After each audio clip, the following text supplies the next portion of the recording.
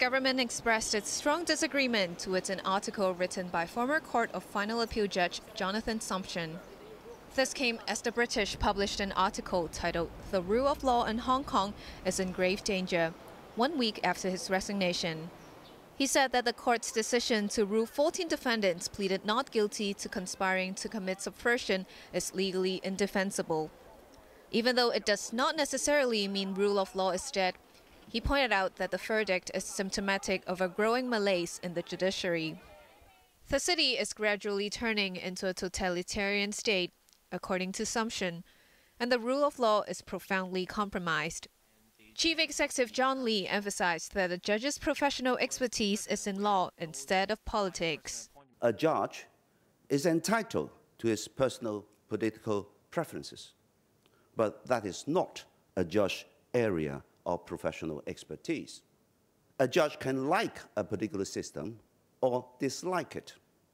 He may also like a particular law or not.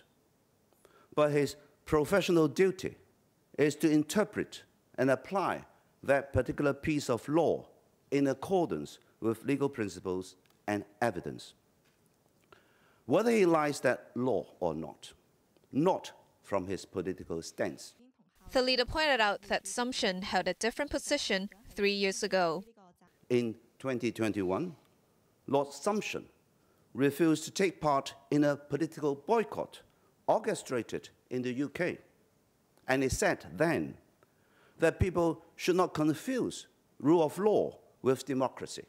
His latest statement indicates that he doesn't like the political situation in Hong Kong. But this is exactly the area he has told us in 2021 that should not be confused with the rule of law. Andrew Cheung, Chief Justice of the Court of Final Appeal, said in a statement that the judiciary respects people's rights to voice their opinion towards any cases.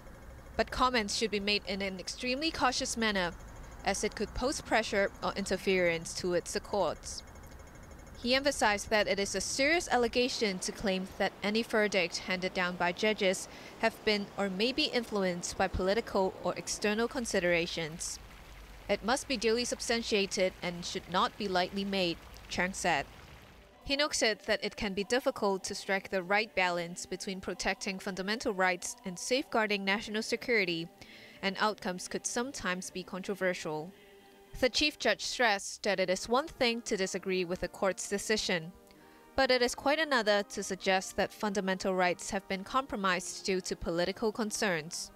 Roden Tong, new president of the Law Society, also shared a similar view. As a legal professional, one should always remember that our duty to discharging our duties had to be apolitical, commanding simply from a legal perspective and not from any political lens. He also expressed his confidence towards the city's judicial system. Janice Low, Cable News.